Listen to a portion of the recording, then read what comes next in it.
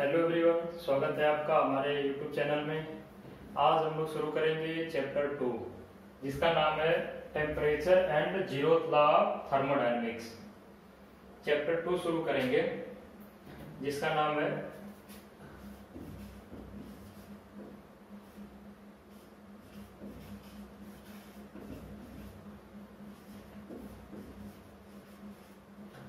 Temperature and zeroth law of thermodynamics.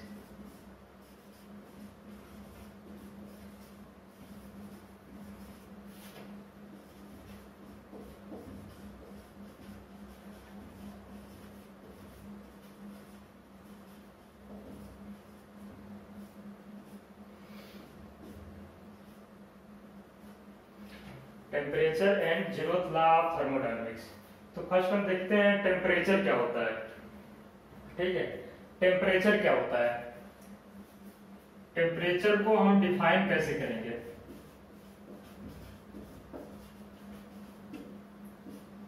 तो temperature को it is a degree of hotness और coldness, degree of hotness और coldness of a system and surrounding.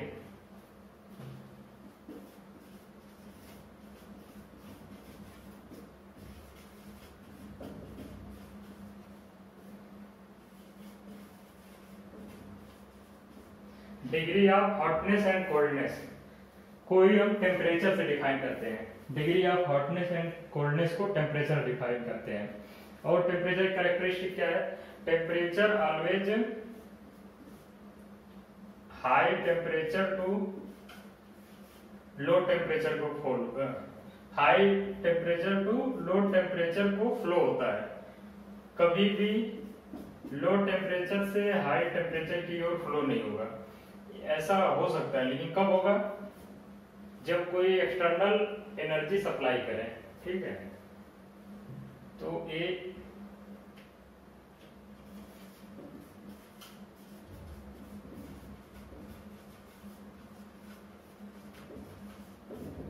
ठीक है, ये thermodynamics second law में हम लोग देखेंगे। जब वहां केल्विन मैक्स प्लैंक की स्टेटमेंट देखेंगे और क्लासियस स्टेटमेंट, तो वहां पे देखेंगे कि लो टेम्परेचर को हाई टेम्परेचर कैसे फ्लो करा सकते हैं एक्सटर्नल सोर्स के द्वारा। ऐसे जनरल में कभी भी लो टेम्परेचर से हाई टेम्परेचर की ओर फ्लो नहीं होता है टेम्परेचर। तो टेम्परेचर क्या है, ये डिग्री ऑफ हॉटनेस और कोल्डनेस है। जैसे हम देखेंगे कोई कितना हॉट है या कोल्ड है, उसको हम टेम्परेचर से मेजर करते हैं, साधारण सी बात है। फिर इसके बाद हम लोग इसका एक डेफिनेशन देख लेते हैं, मिड स्कोपिक डेफिनेशन।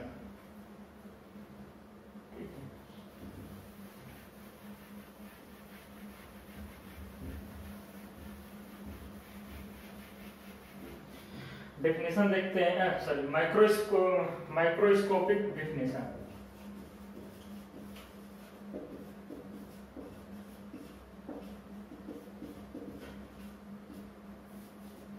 माइक्रोस्कोपिक डेफिनेशन में देखते हैं कि टेम्परेचर क्या होता है, measure of mean kinetic energy of molecules. ठीक है, measure of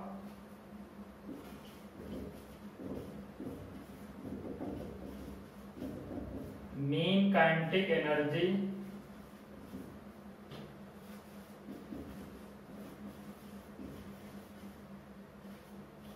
measure of mean kinetic energy of molecules of system. ठीक है, जो मॉलिक्यूल्स का उसके कणों का मीन काइनेटिक एनर्जी होती है उसको ये टेम्परेचर बोलते हैं। ये हमारा स्टैंडर्ड डेफिनेशन होता है कि किसी भी मॉलिक्यूल का टेम्परेचर उसकी मीन काइनेटिक एनर्जी से डिफाइन होगा। ठीक है, तो एक साधारण सी ये डेफिनेशन हो गई इसकी। अब हम नेक्स्ट देखते हैं जीरोथ लॉ। टेम्परेचर का यूज पड़ेगा जीरोथ लॉ में भी, तो वहां हमें क्लियर पता चलेगा। जीरोथ लॉ को देखते हैं, जीरोथ लॉ क्या होता है।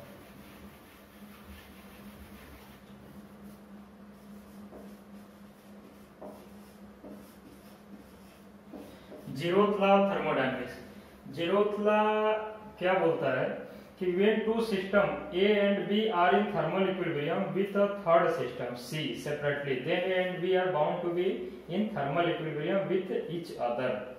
ठीक है, मीन्स अगर कोई सिस्टम है A, कोई सिस्टम A है, इसका कुछ टेम्परेचर होगा समथिंग T1 होगा, ठीक है, फिर कोई सिस्टम है B, इसका टेम्परेचर T2 है, फिर कोई सिस्टम है C, इसका टेम्परेचर T3 है। तो जीरोथ लॉ ये बताता है कि अगर कोई system, if system A with B in thermal equilibrium and A with C in thermal equilibrium, then B and C are also be in thermal equilibrium। ठीक है, अगर A और B थर्मल इक्विलिब्रियम में है और A और C thermal equilibrium में है, तो B और C भी थर्मल इक्विलिब्रियम में होगा, और इन तीनों का एक कॉमन टेम्परेचर जो होगा वो T होगा। मीन्स A और B जब थर्मल इक्विलिब्रियम में आएगा तो इसका फिर A और C जिस थर्मल इक्विलिब्रियम होगा तो B और C भी आपस में थर्मल इक्विलिब्रियम में होंगे। ठीक है, तो जीरोथ लॉ किस प्रॉपर्टी को शो करता है? टेम्परेचर को। ये सवाल पूछता है कि जीरोथ लॉ किस प्रॉपर्टी को शो करता है? प्रॉपर्टी, तो ये टेम्परेचर को शो करता है। ठीक है, जीरोथ लॉ इजी है कि अगर A और B थर्मल इक्विलिब्रियम में होंगे, A और C थर्मल इक्विलिब्रियम में होंगे, तो B और C भी आपस में थर्मल इक्विलिब्रियम में होंगे। ये हो गया हमारा जीरोथ लॉ। ठीक है, फिर हम आगे देखते हैं जीरोथ लॉ के बाद, हाँ, different temperature scale.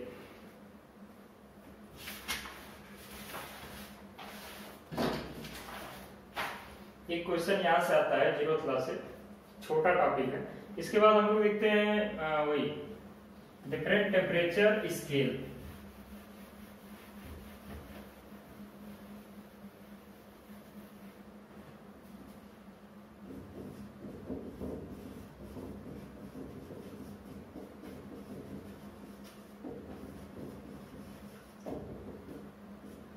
Different temperature scale.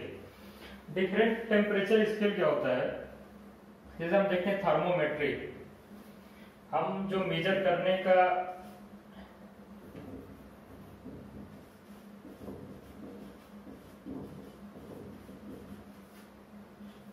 हमारे पास, जैसे हम थर्मामीटर से जब मेजर करते हैं तो हम किस बेसिस पे मेजर करते हैं? उसको देखते हैं फिक्स्ड पॉइंट बेसिस से। फिक्स्ड पॉइंट बेसिस से मेजर करते हैं। फिक्स्ड पॉइंट क्या होता है? एक हो गया उसका बॉइलिंग टेम्परेचर, बॉइलिंग टेम्परेचर हो गया,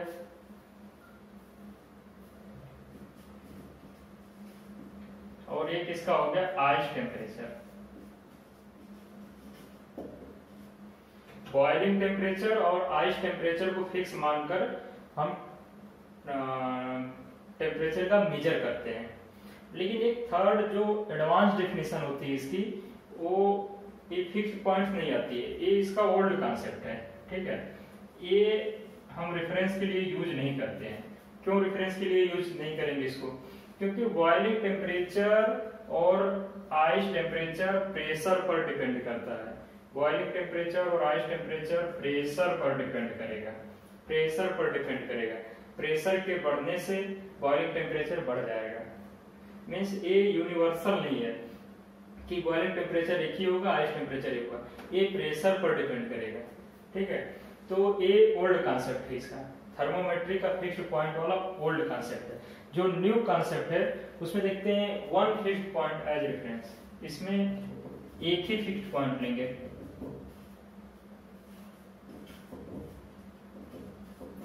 one fixed point as reference.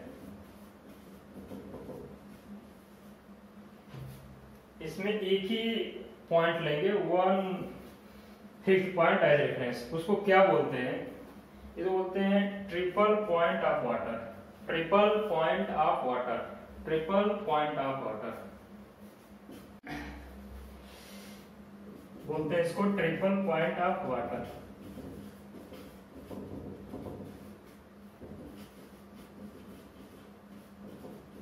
Triple point of water को एक fixed point as a reference use करेंगे टेम्परेचर को मेजर करने में। ये एडवांस डेफिनेशन है टेम्परेचर की, एक ओल्ड कांसेप्ट है टेम्परेचर का, बॉइलिंग टेम्परेचर और हाईएस्ट टेम्परेचर को रेफरेंस मानकर। अब थोड़ा डिटेल देखते हैं ट्रिपल पॉइंट ऑफ वाटर होता क्या है।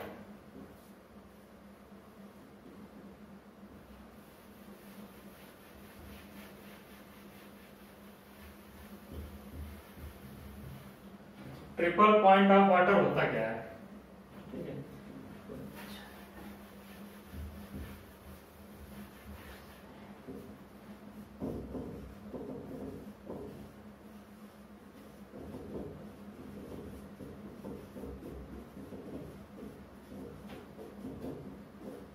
ट्रिपल पॉइंट ऑफ वाटर क्या होता है?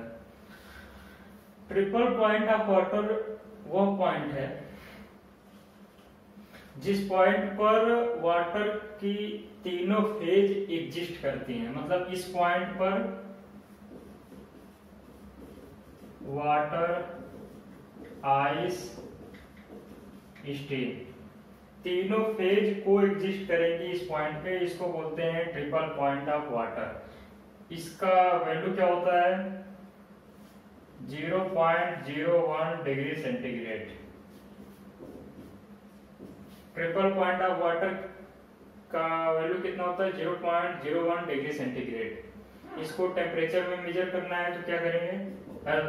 केल्विन में 273.16 केल्विन। तो याद रखेंगे कि 1 डिग्री सेंटीग्रेड में एग्जैक्ट मान जो होता है केल्विन का 273.15 केल्विन होता है। 273.15 केल्विन होता है। तो ये होगा ट्रिपल पॉइंट ऑफ वाटर। ये किस टेम्परेचर पर होगा? 0.611 किलो पास्कल।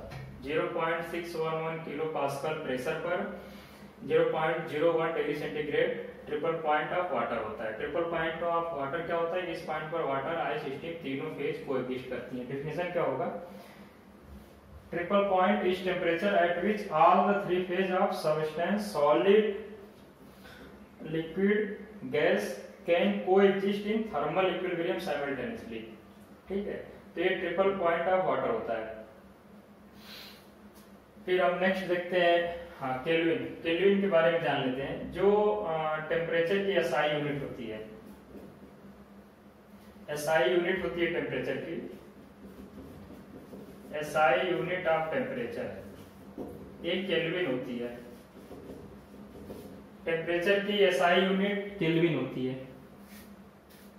ठीक है, हमें कंफ्यूजन होता है कि कभी कभी सेल्सियस हम सोचते हैं सेल्सियस बहुतायत में यूज होता है तो हम सेल्सियस को मान लेते हैं, लेकिन एसआई यूनिट टेम्परेचर की केल्विन होती है। केल्विन की डेफिनेशन क्या होती है कि 1 केल्विन वह टेम्परेचर है, 1 केल्विन वह टेम्परेचर है जो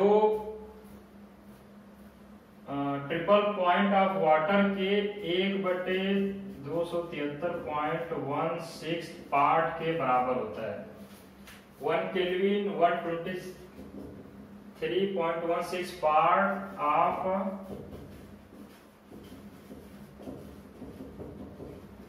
ट्रिपल पॉइंट ऑफ वाटर। ठीक है, 1 केल्विन क्या होता है? 1/273.16 भाग होता है ट्रिपल पॉइंट ऑफ वाटर की। इसकी डेफिनेशन होती है 1 kelvin is defined as 1/273.16 part of thermodynamic temperature of triple point of water. ये क्लियर हो गया आपका ट्रिपल पॉइंट ऑफ वाटर क्या होता है, केल्विन क्या होती है, केल्विन का डेफिनेशन क्या होता है। और ट्रिपल पॉइंट ऑफ वाटर को हमेशा प्रेशर का वैल्यू पूछता है एग्जाम में, कितने प्रेशर पर इतनी वैल्यू आएगी, और ये वैल्यू तो पूछता है। और बाकी आपको विशेष ध्यान रखना है 273.16 इसको पूरा रखना है। ठीक है, ये नहीं कि इसमें ओनली 273 जोड़ दिए, 273.15 इसमें जोड़ना है तो 273.16 आ जाएगा। फिर हम देखते हैं डिफरेंट टेम्परेचर स्केल। उससे भी टेम्परेचर क्वेश्चन बनता है।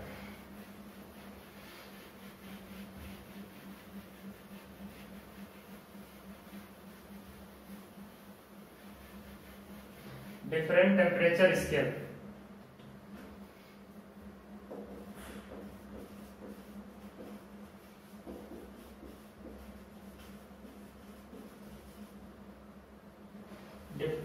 Different temperature scale. Temperature scale कितने प्रकार के होते हैं? एक होते हैं ऑर्डिनरी और दूसरे होते हैं एब्सोल्यूट।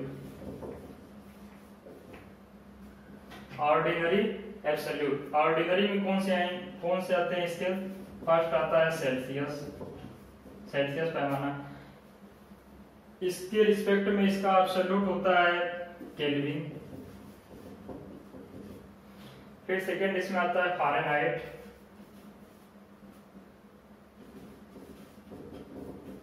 और इसका एब्सोल्यूट होता है रैंकाइन स्केल।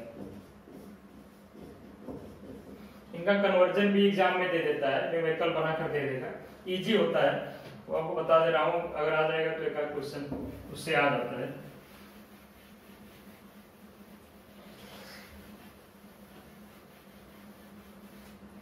देखिए, ये एब्सोल्यूट और ऑर्डिनरी में डिफरेंस क्या होता है?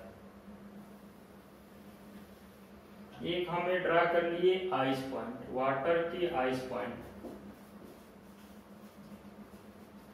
और एक ये ड्रा कर लिए बॉइलिंग पॉइंट।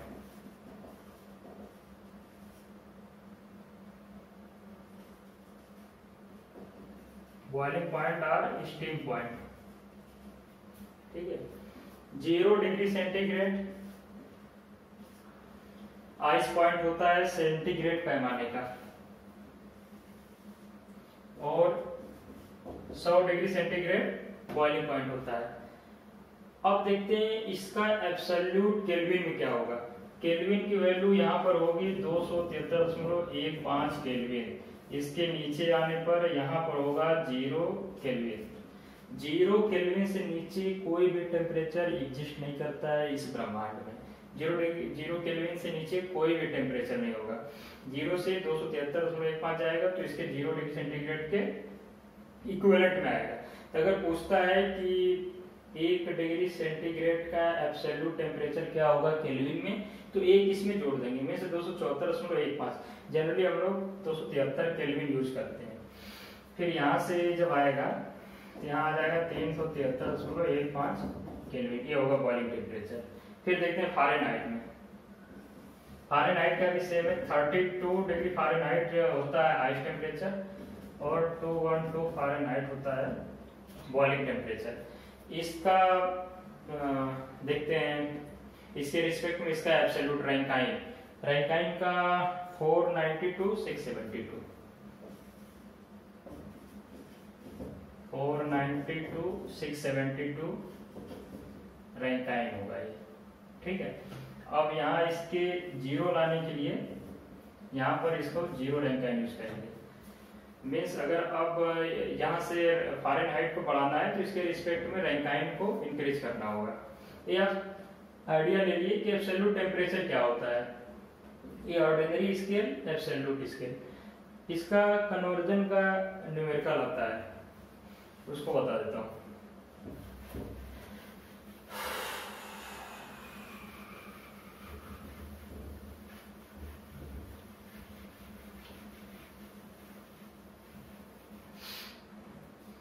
कन्वर्जन का फार्मूला ये होता है T minus TF upon TB minus TF, जहाँ T हो गया वो टेम्परेचर स्केल,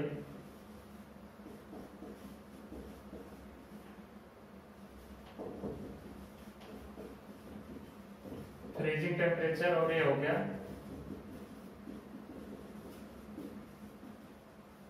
बॉइलिंग टेम्परेचर, ठीक है। इस फार्मूले से हम कन्वर्जन कर सकते हैं। तो देखते हैं यहाँ पे, जैसे सेल्सियस C माइनस उसका फ्रीजिंग पॉइंट 0 होता है, बॉइलिंग पॉइंट 100 होता है सेल्सियस में, minus freezing point 0 equal to kelvin का देखते हैं। Kelvin minus 273 upon 373 minus 273। क्या आपको समझ में आ रहा होगा? 273 बॉइलिंग पॉइंट होता है केल्विन टेम्परेचर का, 273 फ्रीजिंग टेम्परेचर का। Fahrenheit F minus 32 upon 212 minus 32 बताए थे अभी। 32 फ्रीजिंग टेम्परेचर और 212 बॉइलिंग टेम्परेचर। और रैंकाइन का होता है R माइनस 492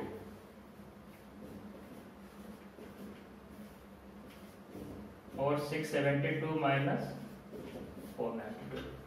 ये हो गया। इससे फिर हम इसको सॉल्व कर देंगे, तो सॉल्व करने के बाद जो वैल्यू आ जाएगी वही इसका फार्मूला बन जाएगा। ठीक है, ये सॉल्व करने पर आ जाता है C/5 minus F minus 32 upon 9 equal to K mine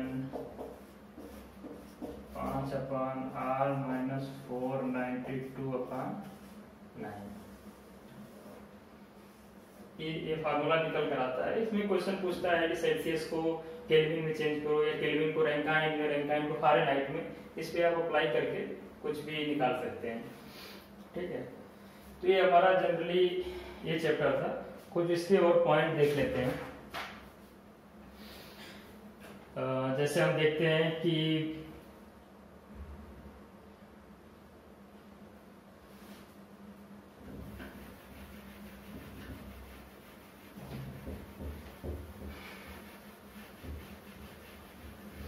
एक क्वेश्चन देख लेते हैं कि minus 24.6 Fahrenheit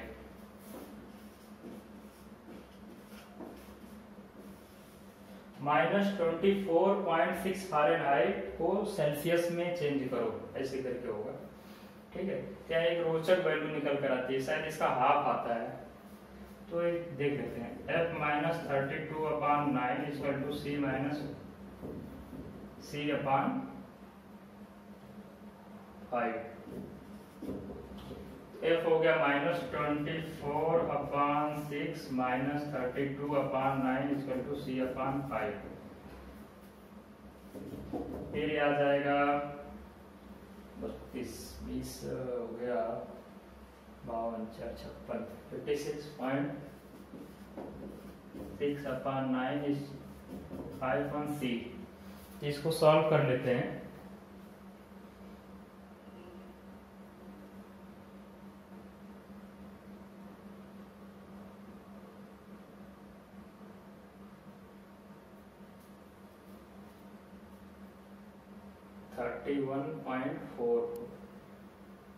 minus F minus 32 है ना, 24.6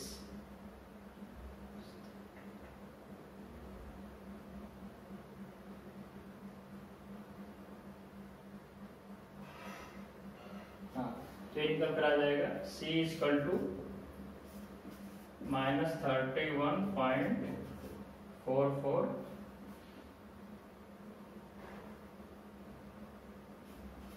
फ़ारेनहाइट। ठीक है,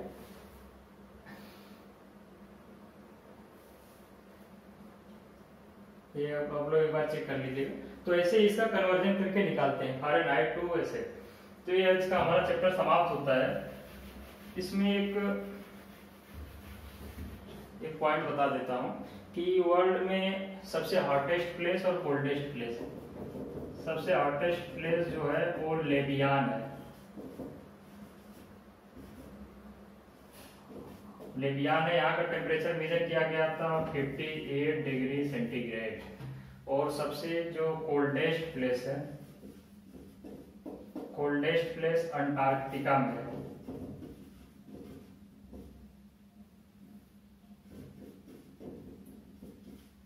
अंटार्कटिका में वहां पर मेजर किया गया था -88 डिग्री सेंटीग्रेड।